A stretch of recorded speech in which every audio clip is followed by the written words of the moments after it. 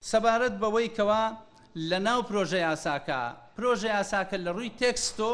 لەو پرۆژە یاسانە چێت لە 2005 و حتا 2017 بەڵام گۆڕانکاری گەورە لە ناو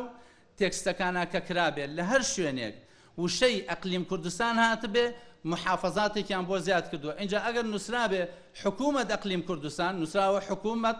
محافظات ئەقلیم کوردستان، اینجا ئەگەر نووسرابێ ئەقلیم کوردستان نووسراوە محافظات ئەقلیم کوردستان. ئەمەش ئاماژەیەکی خەتەرناکمان پێدا کە عێراق ئەیەوێ سیستەمی هەرێم وەکو هەرێمێکی سیاسی هەرێمێکی ئیداری تا ئەندازەیەک هەرێمێکی ئابووری ئەمە هەڵوەشێنێتەوە مامەڵە لەگەڵ پارێزگاکانە بکات. حکوومەتی ئیتیحادی ئەیەوێت لە ڕێگەی دیوانی ڕقابەی مالی خۆیەوە چاودێری هەموو خەرجیەکان و هەموو داهاتەکانی حکوومەتی هەرێمی کوردستان بکواتە دیوانی ڕقابەی مالی تەدقیقی هەموو نقطە گومریەکان، هەموو فڕۆکەخانەکان، هەموو زەرائب ئەوانەی کە پێیانەوتێ داهاتی ئیتیحادی تەنها دیوانی ڕقابەی ئیتیحادی بۆ هەیە چاودێریان بکات کە ئەمەش خۆی بۆ خۆی واتە هەڵوەشاندنەوەی ئەو مؤسسە دەستوریانەیە کە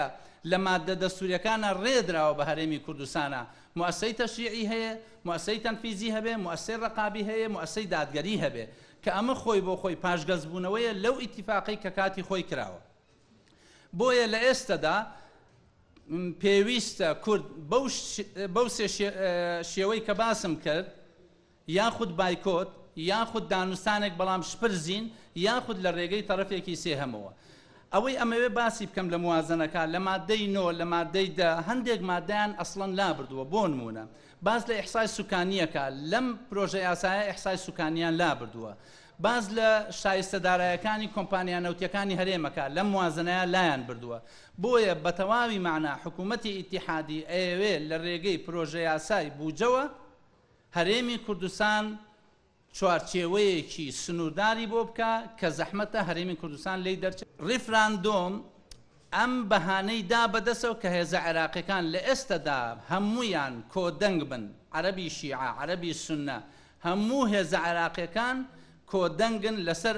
ئەوەی لەوە پێش پێیان نەکراوە بۆ کورد ڕیفراندۆم ئەم بەهانەی دا بەدەسەوە کە ئێستا لەگەڵمان بکەن. ئەگینا ئەم بەهانانە لە 2005 هەیە ئەوەی ئیحسای سوکانی لە ساحەڤە من عەرزم کردن کە لە 2015 118 کەس واژوویان کۆ کردبووە بەڵام بە دانوستان